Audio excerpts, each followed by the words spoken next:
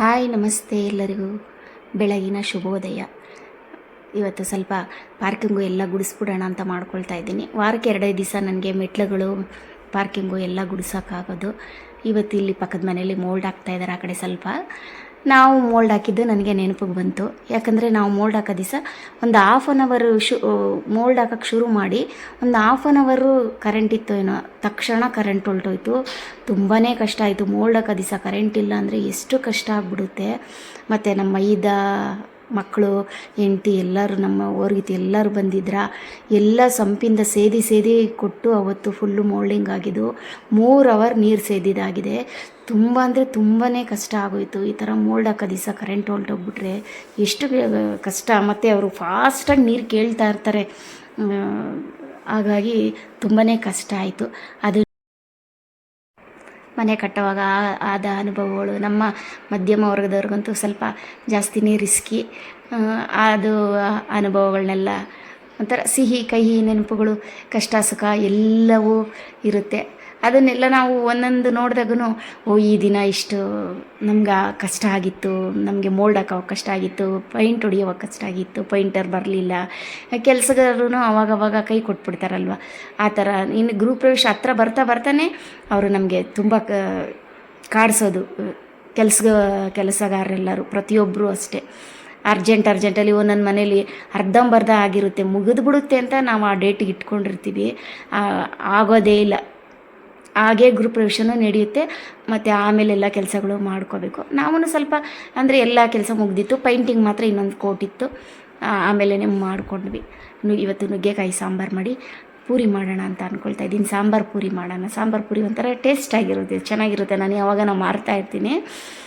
ತುಂಬ ಒಂಥರ ಸಾಂಬಾರು ಪೂರಿ ಒಂಥರ ಟೇಸ್ಟು. ಸಾಗು ಪೂರಿ, ಚಟ್ನಿ ಪೂರಿ, ಆಲೂಗೆಡ್ಡೆ ಪಲ್ಯ ಅದಕ್ಕೆಲ್ಲಕ್ಕಿಂತ ಸಾಂಬಾರು ಪೂರಿ ಇದೊಂಥರ ಟೇಸ್ಟಾಗಿರುತ್ತೆ. ಬಿಸಿ ಸಾಂಬಾರು ಮಾಡಿ ಪೂರಿ ಮೇಲೆ ಹಾಕ್ಕೊಂಡು ತಿಂದರೆ ತುಂಬ ಚೆನ್ನಾಗಿರುತ್ತೆ. ಅದೇ ಮಾಡ್ತಾಯಿದ್ದೀನಿ. ಮತ್ತು ಅಣ್ಣನ ಮನೆಗೆ ಹೋಗ್ಬೇಕು ಅಂದ್ಕೊಂಡಿದ್ವಿ. ಅತ್ತಿಗೆ ಕರೆಯಿದ್ರು. ಸರಿ, ಇದು ಎಲ್ಲ ಕೆಲಸ ಮಾಡಿ ಮುಗಿಸ್ಬಿಟ್ಟು ಮನೇಲೆಲ್ಲ ಮಾಡಿಬಿಟ್ಟೇ ಹೋಗ್ಬೇಕು. ಯಾಕಂದರೆ ಬರೋಷ್ಟಕ್ಕೆ ಸಂಜೆ ಆಗಿಬಿಡುತ್ತೆ. ಮತ್ತು ಏನೂ ನನಗೆ ಇಲ್ಲಿ ಬಂದು ಕೆಲಸ ಮಾಡೋಕ್ಕಾಗಲ್ಲ. ಹಾಗೆ ಕೆಲಸ ಮಾಡ್ತಾ ಟಿ ವಿಲಿ ಇವತ್ತು ಸಂಪತ್ತಿಗೆ ಸಾವಲ್ ಫಿಲಮ್ ಬಂದಿತ್ತು. ಅದನ್ನು ನೋಡ್ತಾಯಿದ್ರೆ ನಾವು ನೋಡಿದ್ದು ಜ್ಞಾಪಕ ಬಂತು. ಟೆಂಟಲ್ಲಿ ಹೋಗಿ ನೋಡಿದ್ದು ಜ್ಞಾಪಕ. ನಾವು ಚಿಕ್ಕವರಾಗಿದ್ದಾಗೆಲ್ಲ ಟೆಂಟು. ಇವಾಗಿನ ಥರ ಥಿಯೇಟ್ರ್ ಇಲ್ಲ. ಟೆಂಟ್ ಅಂದರೆ ಕೆಳಗಡೆ ಅರ್ಧಕ್ಕೆ ಒಂದು ಕಾಂಪೌಂಡ್ ಥರ ಹಾಕಿರೋರು. ಆ ಚೇರ್ ಮೇಲೆ ಕೂತ್ಕೊಂಡು ನೋಡೋರಿಗೆ ಸ್ವಲ್ಪ ₹1 ಏನೋ, ನಮಗೆ ಕೆಳಗಡೆ ಕೂತ್ಕೊಂಡು ನೋಡೋರಿಗೆ 4 ಆಣೆ. ಅದೊಂಥರ ನಮ್ಮ ಲೈಫು. ಮನೆ ಹತ್ರಕ್ಕೆ ಕೇಳಿಸೋದು. ಅವರು ಟೆಂಟಲ್ಲಿ ಶುರು ಮಾಡೋದು ಓಂ ನಮೋ ವೆಂಕಟೇಶಾಯ ಅಂತ ಒಂದು ಸಾಂಗ್ ಹಾಕ್ಬಿಡೋರು. ನಾವು ಮನೆ ಹತ್ರದಿಂದ ಓಡೋವಷ್ಟೊತ್ತಿಗೆ 10 ನಿಮಿಷಕ್ಕೆ ಆಗೋದು. ಅದೆಲ್ಲ ಬರೋಷ್ಟೊತ್ತಿಗೆ ನಾವು ಮನೆ ಹತ್ರದಿಂದ ಶುರುವಾಯಿತು ಅಂತ. ಇವಾಗಿನ ಥರ ಟ್ರಾಫಿಕ್ಕು ಎಲ್ಲ ಏನಿಲ್ವಲ್ಲ, ಗಲಾಟೆ ಎಲ್ಲ. ಅವಾಗ ಎಷ್ಟು ಒಂದು 2-3 ಕಿಲೋಮೀಟ್ರ್ ದೂರಕ್ಕೆ ಕೇಳಿಸೋದು. ಓಡೋಗ್ತಾಯಿದ್ದೋ ಎಲ್ಲರೂ, ಮನೆ ಮಕ್ಕಳು, ಅಪ್ಪ ಅಮ್ಮ ಎಲ್ಲ ಒಟ್ಟಿಗೆ ಓಡೋಗಿ ಕೆಳಗಡೆ ಕೂತ್ಕೊಂಡು ಅವಾಗೆಲ್ಲ ಚಾಪೆ ತೊಗೊಂಡೋಗೋದು. ತಿಂಡಿ ಒಂದೊಂದು ಕವರಲ್ಲಿ ಎತ್ಕೊಂಡೋಗಿ ಚಾಪೆ ಹಾಸ್ಕೊಂಡು ಎಲ್ಲ ಒಟ್ಟಿಗೆ ಕೂತ್ಕೊಂಡು ತಿಂಡಿ ತಿಂದ್ಕೊಳ್ತಾ ಪಿಕ್ಚರ್ ನೋಡೋದು.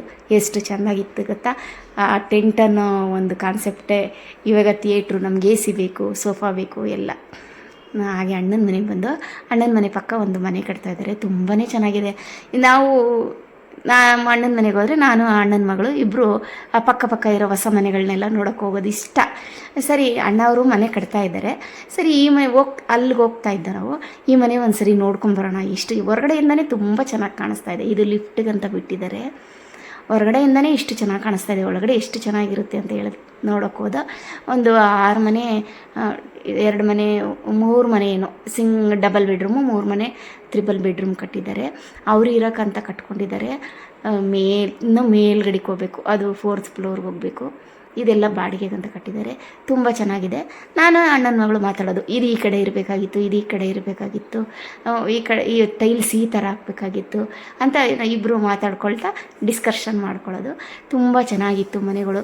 ಈಗಿನ ಹೊಸ ಮನೆಗಳಂತೂ ತುಂಬ ಚೆನ್ನಾಗಿ ಕಟ್ತಾ ಇದ್ದಾರೆ. ಮತ್ತು ಒಂಥರ ಫ್ಯಾನ್ಸಿಯಾಗಿ ಎಲ್ಲ ಅನುಕೂಲ ಚೆನ್ನಾಗಿರುತ್ತೆ. ಇದು ನೋಡಿ 4th ಫ್ಲೋರಲ್ಲಿರೋದು.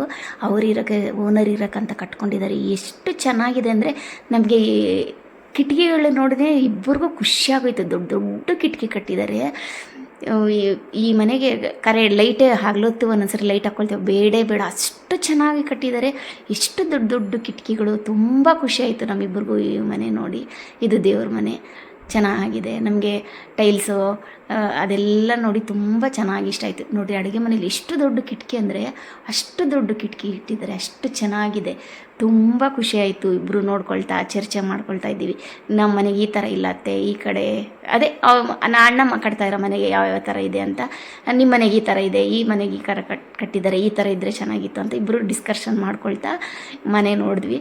ಅಂದರೆ ತುಂಬ ಇಷ್ಟ ಆಯಿತು ನಮಗೆ ಈ ಮನೆ ಎಲ್ಲ ನೋಡ್ಕೊಳ್ತಾ. ಮತ್ತು ಈ ಪಕ್ಕದ್ರೊಳಲ್ಲೇ ಅಣ್ಣನ ಮನೆಯೂ ಇರೋದು. ಅಲ್ಲಿ ಹೋಗ್ತಾನೆ ಈ ಮನೆ ಪಕ್ಕದಲ್ಲಿ ಇರೋದ್ರಿಂದ ಫಸ್ಟ್ ಈ ಮನೆ ನೋಡ್ಕೊಂಡಲ್ಲಿ ಹೋಗೋಣ ಅಂತ ಬಂದು ನೋಡ್ತಾ ಇದ್ವಿ.